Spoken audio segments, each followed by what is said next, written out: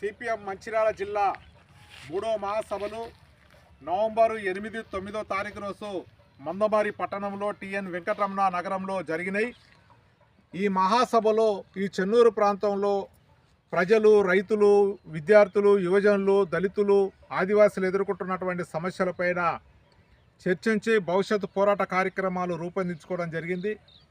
ఈ చెన్నూరు ఈ ప్రాంతంలో ప్రాణహిత, కాళేశ్వరం బ్యాక్ వాటర్ మూలంగా ప్రతి సంవత్సరము వందలాది ఎకరాల పంట భూములు కోల్పోతున్నారు, పంటలు కోల్పోతున్నారు, ఆస్తులు కోల్పోతున్నారు.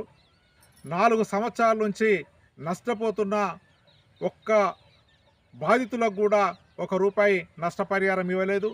సుమారు 12,000 కోట్ల రూపాయలు ఇప్పటి వరకు ఈ ప్రాంత రైతులు, ప్రజలు నష్టపోయారు. వెంటనే ఆ నష్టపరిహారాన్ని ఇవ్వాలని చెప్పి సిపిఎంగా డిమాండ్ చేస్తున్నాం. అదేవిధంగా ఈ ప్రాంతంలో పేదవాళ్లను కొంతమంది ధనవంతులు తమ స్వార్థ ప్రయోజనాల కోసం వాడుకొని అక్రమ కేసుల్లో పేదవాళ్ళని ఇరికిస్తున్నారు. ఇట్లాంటి వైఖరిని విడనాడాలని చెప్పి ప్రభుత్వ యంత్రాంగము పేదవాళ్లను అక్రమ కేసులలో ఇరికించేటువంటి పద్ధతిని సరిగ్గా పరిశీలన చేసి పేదవాళ్లను ముందు పెట్టి ధనవంతులు చేసేటువంటి అరాచకాలపైన చర్యలు తీసుకోవాలని చెప్పి సిపిఎంగా డిమాండ్ చేస్తున్నాం. అదేవిధంగా ఈ ప్రాంతంలో దళితులను ఇంకా మనుషులుగా చూడడం లేదు.